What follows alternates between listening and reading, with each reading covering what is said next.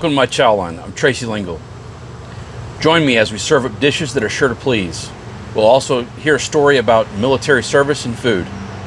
Thanks for joining us today. We're going to do a chicken and broccoli casserole.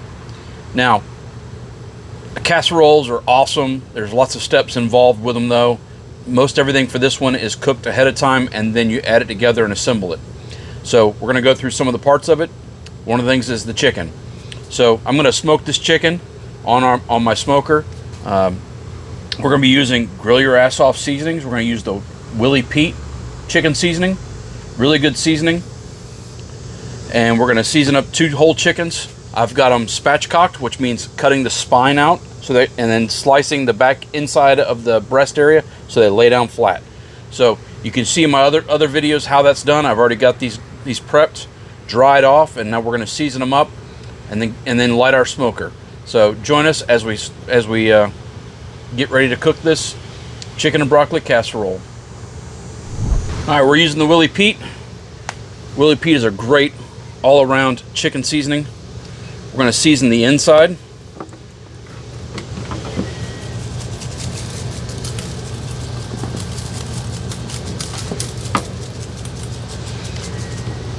Be generous with your seasonings. Don't skimp on this part. Whatever you do. All right, now that we got these seasoned up, we're going to cover them with foil and let it rest while I get the grill started. All right, so our smoker is up to temp now. We got a nice clear smoke coming out of the stack, which means it's got a light smoke. You don't want heavy rolling smoke. So now we're going to put our chickens on the grill. Remember, we're doing spatchcock chickens. So we set them on. We're going to lay them down. You want it so that the drumsticks are on the inside, thighs to the outside. They lay out flatter that way.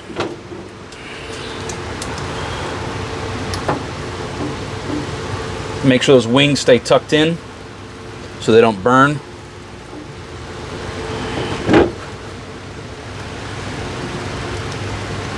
All right, take some of that extra seasoning, try to put some of that on there.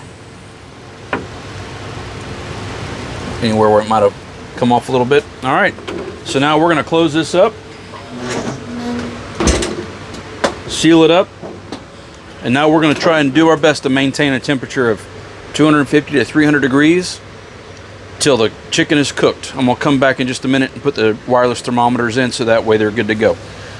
But join us as we continue to check on these. All right, so we got our chickens. They're up to temp. And we're going to get them off, let them rest. Peel the skin off and get all the meat shredded up, and we'll have it ready for our chicken and broccoli casserole. Chicken's done and shredded. Another thing for this chicken and broccoli casserole, we need rice, we need broccoli, we need cheese, we need cream of chicken soup, we need mayonnaise, chicken. I gotta bring the broccoli from inside. We had a storm come up, so everything is kind of misplaced, and I had to move everything inside real quick. But that's part of the adventures of cooking outside, is dealing with the weather. So I'm gonna season this rice up a little bit because I used chicken stock to make the rice. You make the rice ahead of time. You could make it in the pan and put it in there, but it's going to take a lot longer, and your cheese could burn. So basically what we're going to do is assembling cheese, or rice, broccoli, and then we're going to mix the cheese, cream of chicken soup, chicken, and the mayonnaise together, mix it up, and then layer it in, and then put a coating of cheese on it. As it's cooking, put a little coating of cheese on it to let it get a nice little crust on it and make it nice and perfect. So we'll season up this rice a little bit.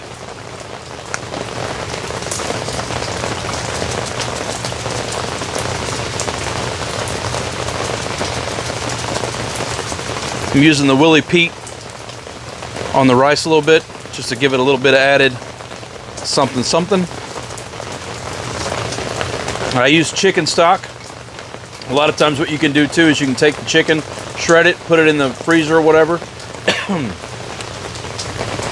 Take the carcass and use the seasoning. Woo!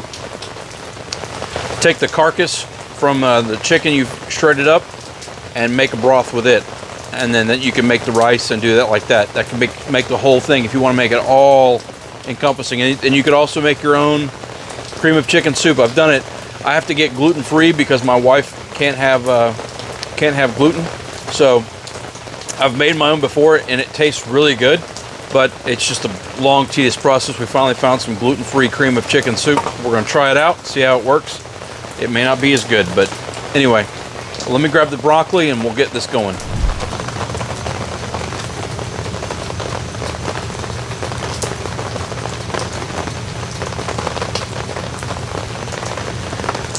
All right, our mixture for the chicken and the cheese and everything, we're gonna mix up mayonnaise. And this is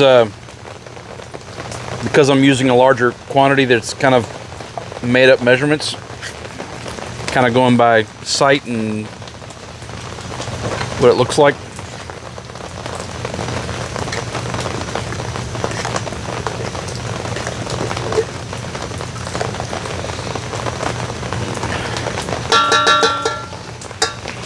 That looks about right.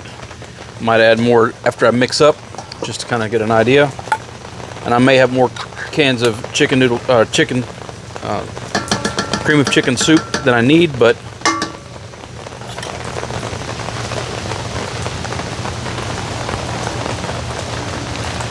we're gonna mix this up. Oh yeah, that's plenty. Basically, you just want it to kind of coat the chicken really well.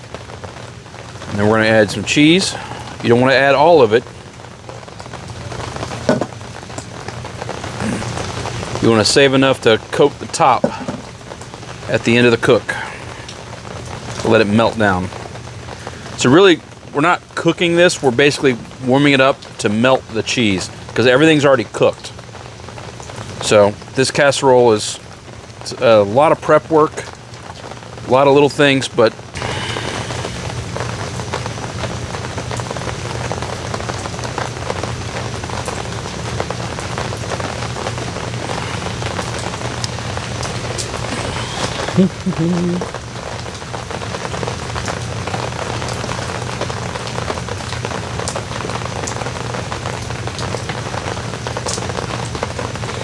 yeah, it looks like it wouldn't fit all in this tray, but it will. This is a deep tray.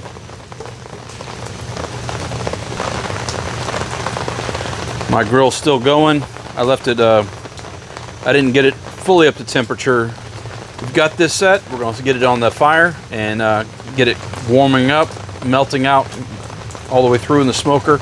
And we'll check back in on it a little later. All right, so we are live. All right. All right. Welcome to my Chow line, Bill. Good. I like it.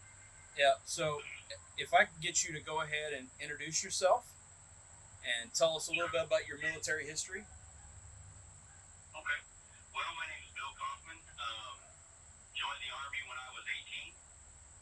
Met a guy, was getting ready for my freshman year in college when I met a guy who had gone to that same school a couple years earlier. And he was just back on leave, and he had gone into Special Forces. He came back with his beret to show off to girls, I'm sure. I was probably the one at this party that was the most impressed. I could not believe this. This guy was the coolest dude I'd ever seen. And he was like, I remember what he said too. I remember I said, man, that's real? Is this really Green Beret? Like I'd seen him in the movies, but I didn't know anything about him. And he said, yeah, they're part of the Army, and he told me a little bit about it. And I said, what do you do? And it's like yesterday when he said this. I jump out of planes and I blow up bridges. And I'm like, oh my God, I want to do that so bad. So he told me how to join, and I was playing some sports at the time and everything, so I went into the delayed entry program, basically. And so I went to that program. I went down that week though, me and a buddy, a guy who I also played football with. And when I told him about it, he was talking about going to the military anyway. He's like, we maybe we should do that, you know. And I grew up with this guy; we were good friends. And then I met the guy that was SF, and that was it, man. We went in those days. I don't know if you can do it today. I don't think you can. So you can at different times. They have what's called an 18 X-ray program.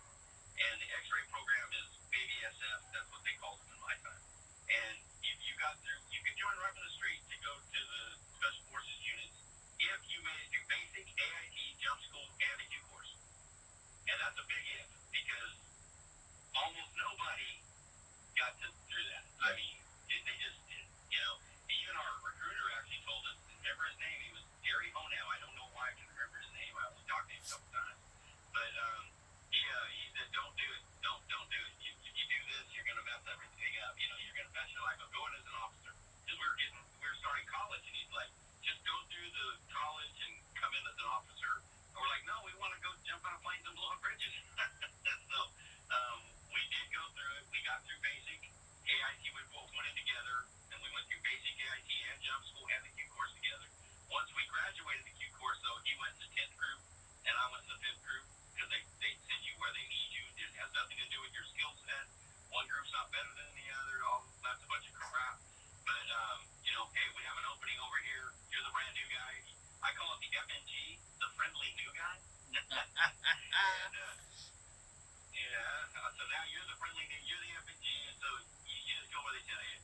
So I got assigned to the 5th group. I went on ODA 572, which I'm still pretty good friends with a couple guys on that team.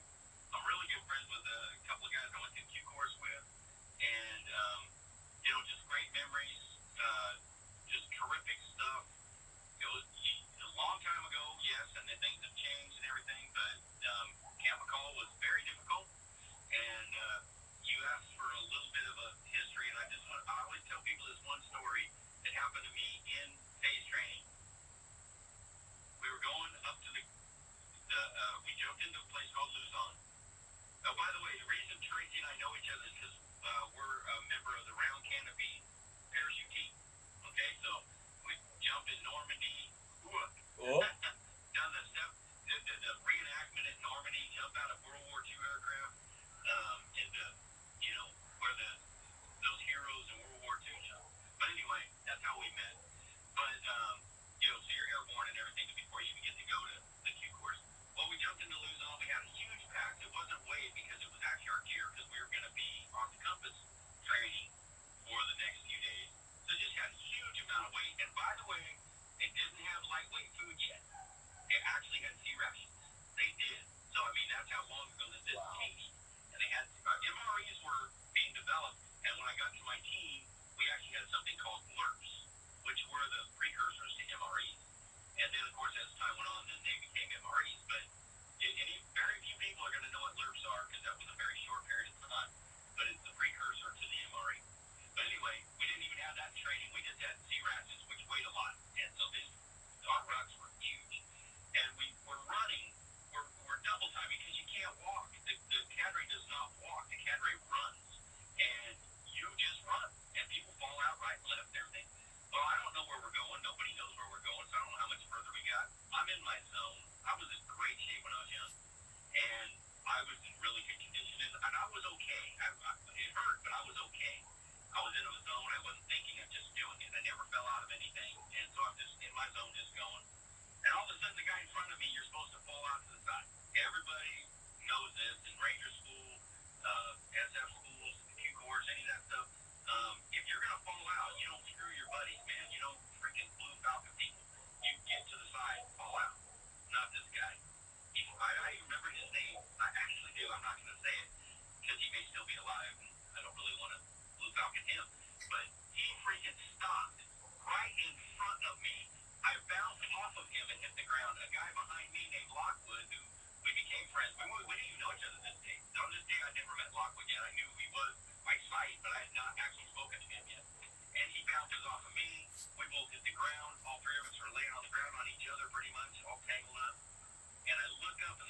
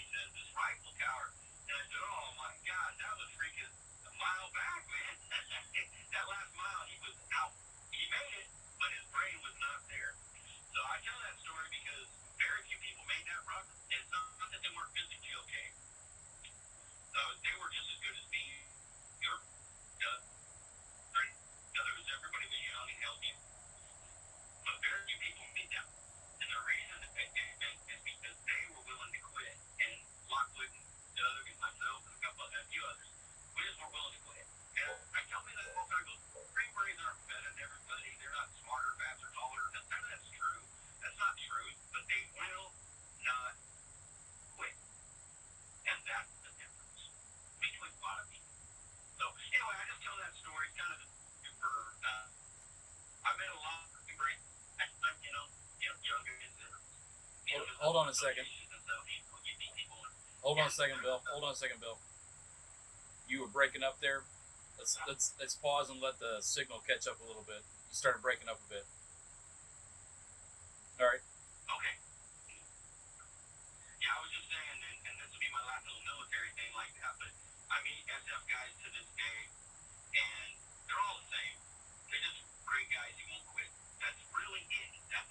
I don't think we're better than everybody or, any of that stuff, because we're not. I don't believe that. But we will not quit no matter what you throw at them. If you got through the course of my time, or any time, I'm not saying that they're tough now. It's tough now, too. But it's longer than it was in my time. And I guarantee if you get through that and get through, you are a human being that will not quit. And it's that fun. And I'm getting to be an old man, and I still don't quit. We're still jumping out of aircraft with our gray beards, man. And we're doing it with round Thornaby jumps, not just squares. Squares are easy. You can land a square super easy to hurt. I want to tell you what, at my age, you freaking land a round canopy, and you don't do a perfect TLS, that really hurts. You'll be sore the next day. You might be sore the next day anyway if you land right. Even if you land right, it's a lot different than when you were a freaking kid. But anyway, that's that. Now, as far as I did mention something, you said food, and I've eaten your food, Tracy. It's phenomenal. This man, I've been to the barbecues. This man is phenomenal, and his food is to die for. So that's good, and it's a lot better than the Lurps were. Okay, those were the precursors to the MREs. Just letting you know, your food is way better than that. I hope my food's better than government food. That stuff was all made by the lowest bidder. Oh yeah, and they changed it like it. It did. So anyway, no, that was just a joke. But I have your food, Tracy. It's phenomenal. all right, so I do have a question for you. I didn't get a chance to experience sea rats. So explain to those who don't know what a sea rat is. Okay, this is a canned, way back in World War II they used to have them. Now, I'm doing this during the Reagan administration, so, I'm many years later. But in World War II they have them, they still did. And it was like a can, like a can of tuna, like right now you get a can of tuna, but they didn't have the easy opening tops. I mean, these were tin cans. And you had this thing called the P-51 Lightning. It was named after the World War II fighter plane that had two fuselages and stuff. And so it was P-38. Who named it after that? P-38. Yeah, P-38. Yeah, you're right. I said P-51. That was a Mustang. I meant the P-38. It was named after that, and I don't know why. I have no idea why it was named after that. But it was named as the P-38 Lightning. That's what they called them. And it was just a tiny little can opener. It was tiny. I had one on my dog tag. Almost everybody did. And you would literally try and open up these cans. It took forever to open up the can. And they had things like turkey loaf. I don't think it was much of a loaf or a turkey. It was just terrible. It was absolutely horrible stuff. And nobody liked it. I never heard anybody say, man, I can't wait to get some more of that. Hold on a second. I think somebody is on my property back there, and Uh-oh. I might have to call the cops. Yeah. You should.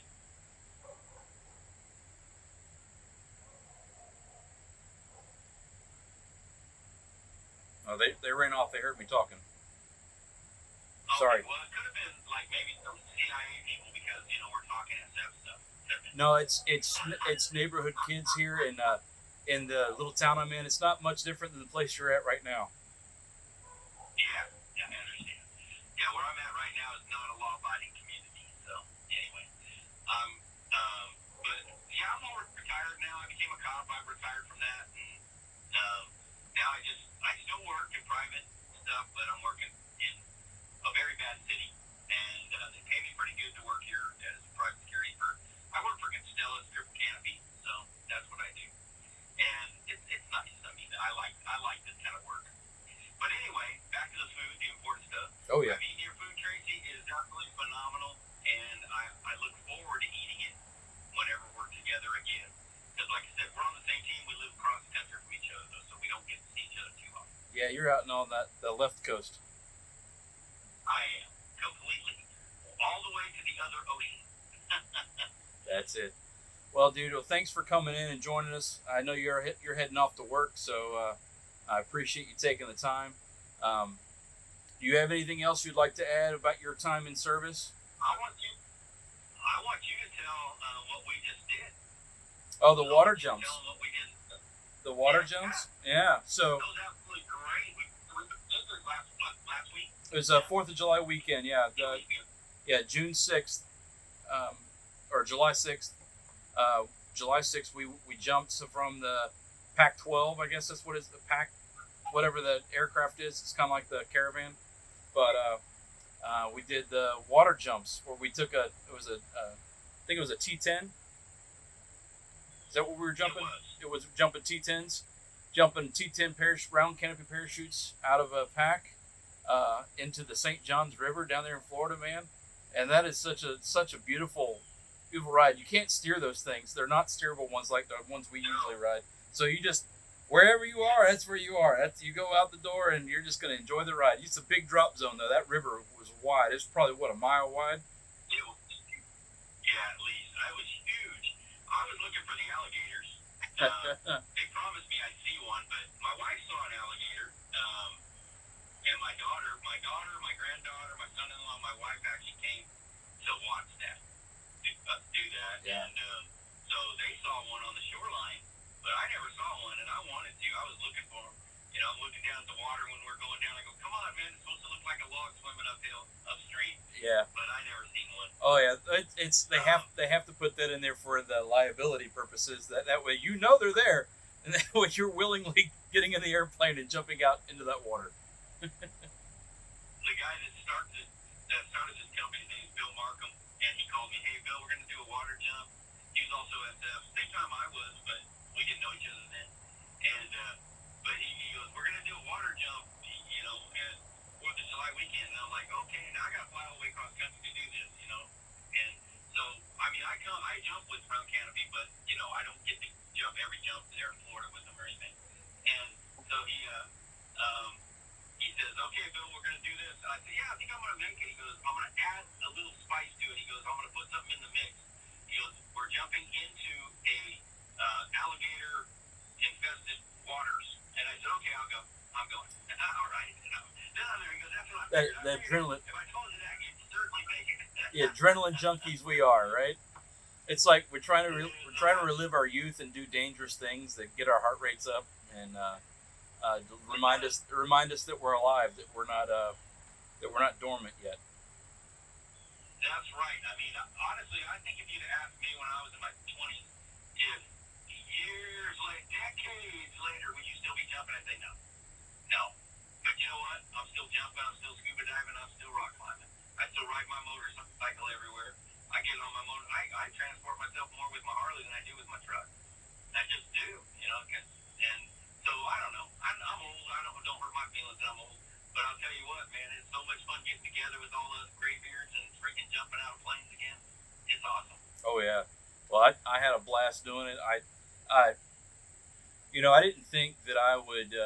I was doing it to spend time with my brother mainly, and then I've just kind of it's not necessarily something I want to do all the time. Like I'm not one of those guys that's going to try to be down there every weekend and jump.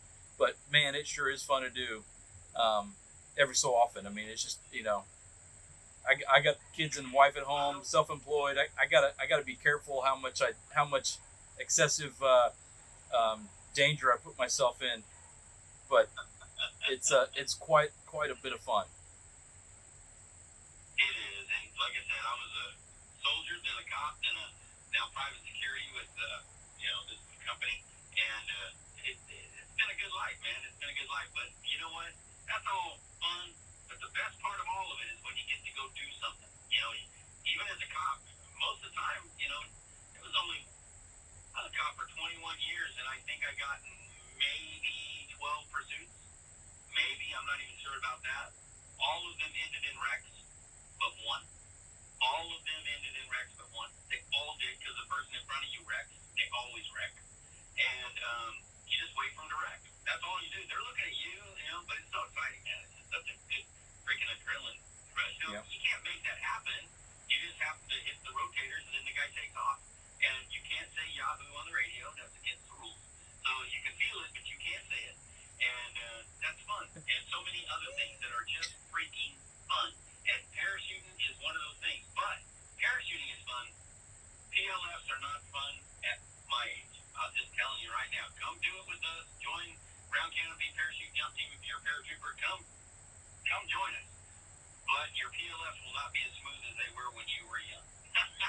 I don't know, man.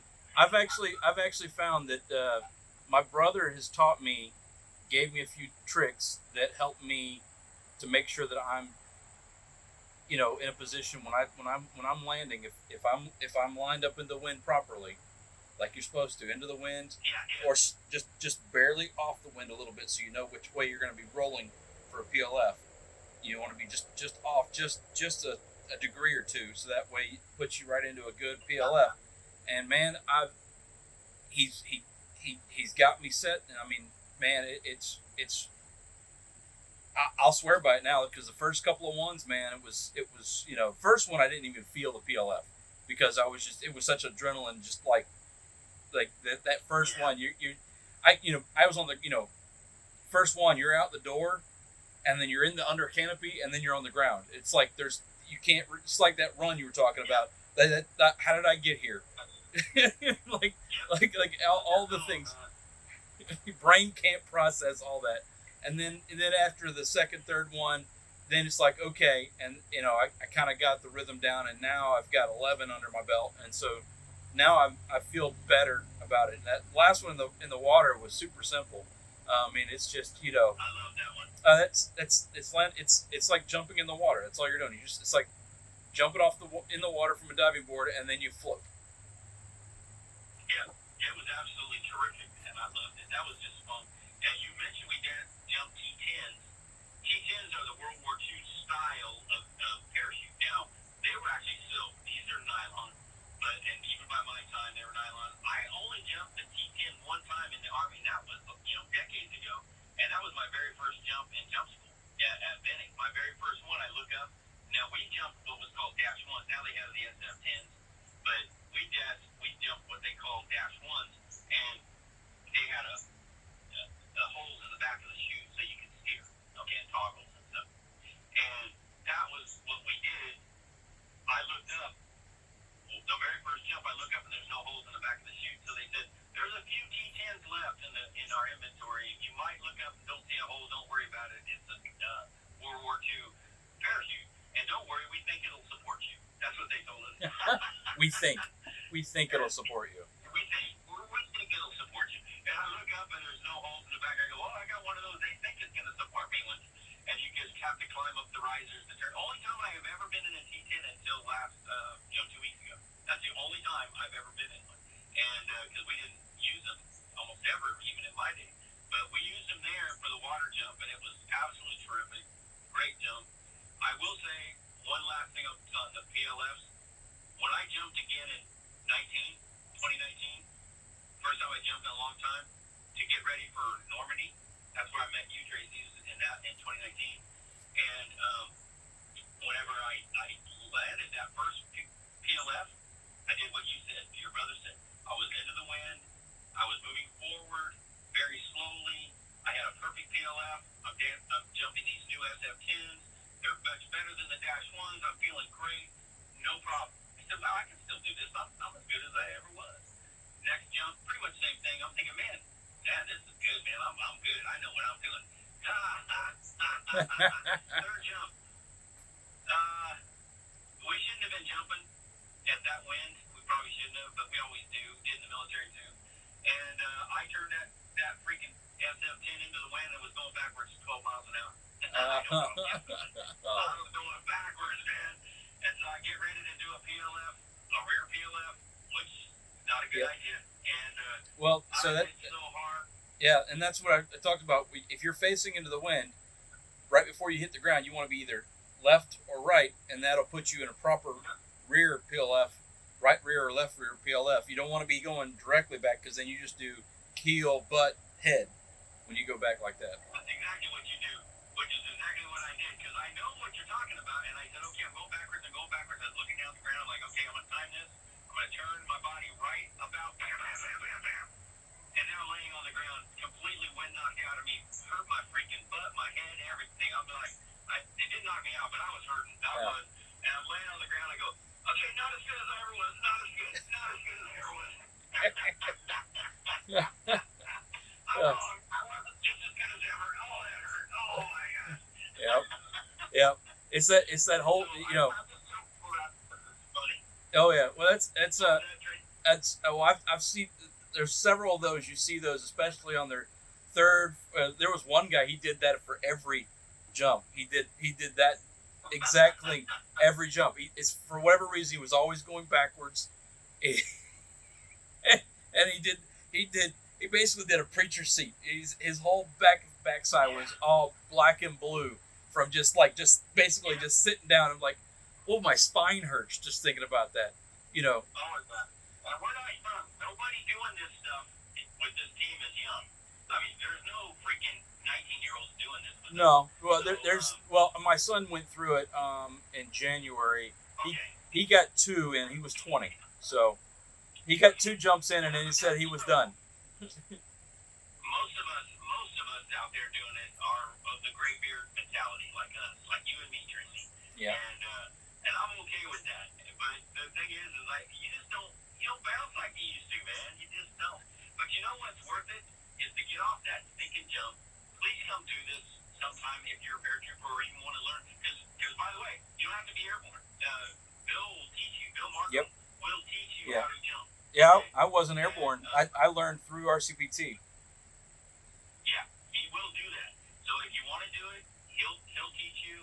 Also, if you're airborne and you do years ago, that's what happened to me. It's been a lot of years. Doesn't matter, man. You get a nice quick refresher. You do it. It's just like it used to be. Every time you jump out, you look down, you see your boots. You're right back to being a kid again, man. It's just terrific. So come do it. But then afterwards, man, the camaraderie is awesome on this team. Round canopy parachute team.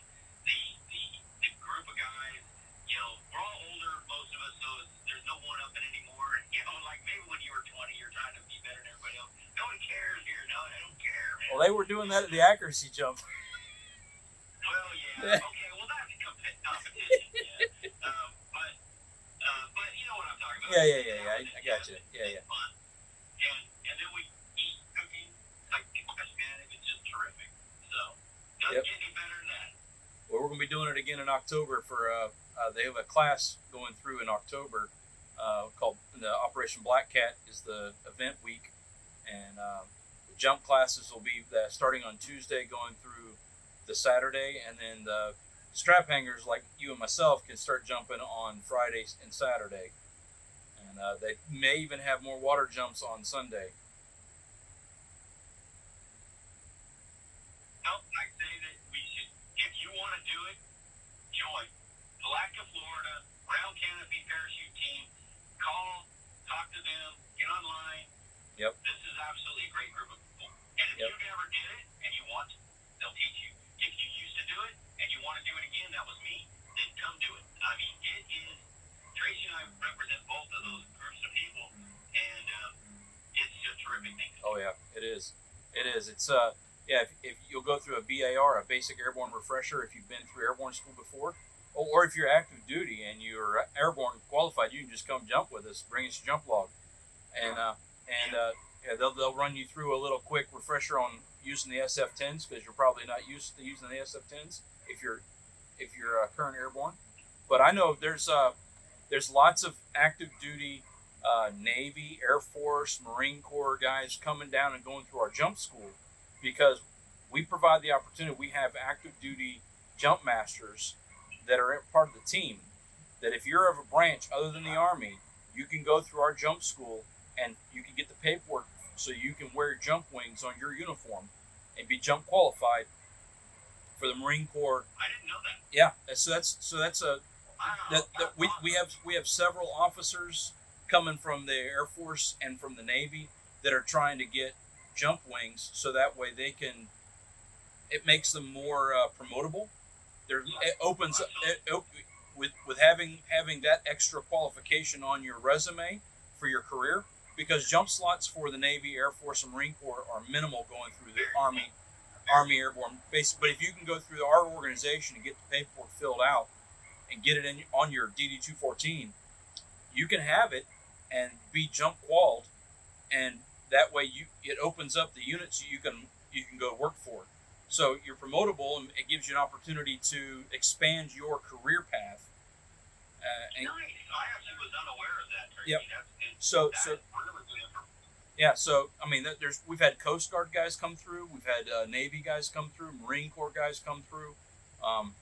Yeah. So it's open for all those branches that are active duty that, take a week off, come down, go through a course, and you won't regret it. You'll have a blast. You'll meet some other like-minded individuals, and because if you're just crazy enough to do it, you're the right kind of crazy for us. That's right. And yeah, no, I'm glad you brought that up because I didn't know that. I know we got to get going here. Yep. You're You got to go to work. I do, but I wanted to say one thing just to promote something I'm doing right now. Yep. I have a podcast and a YouTube channel.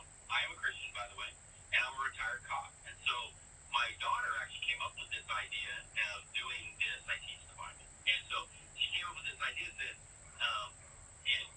make a podcast, Dad, and I did, and I have about 20 episodes now, and I'm going to keep going for the foreseeable future.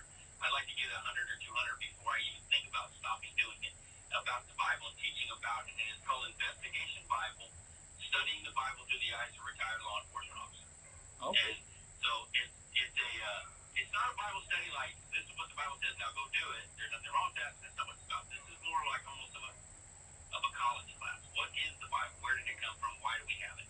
How is it broken down? I mean, more of a cerebral example. A lot of archaeology, a lot of philosophy, and some science and that kind of thing.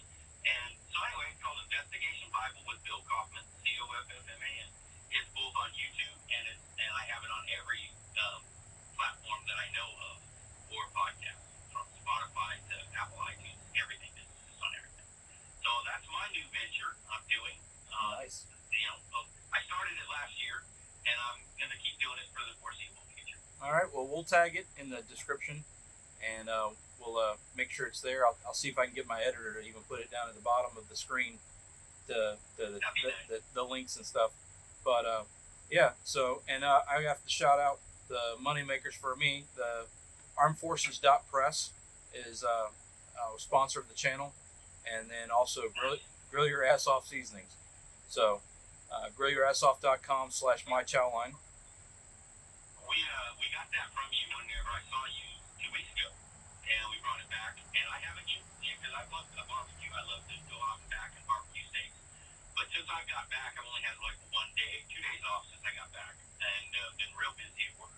And so I haven't had a chance to try that yet. I have some of that I got from you, so looking forward to it. Yep.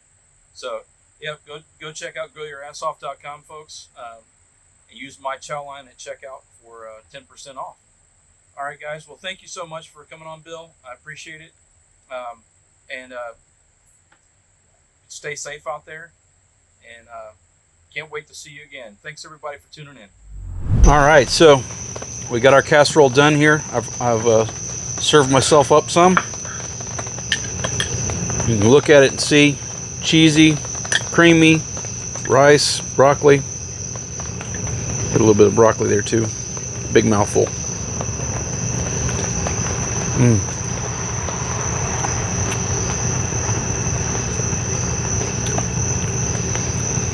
That's just comfort food right there. Creamy. Got a little bit of saltiness, a little bit of smokiness. That's good right there.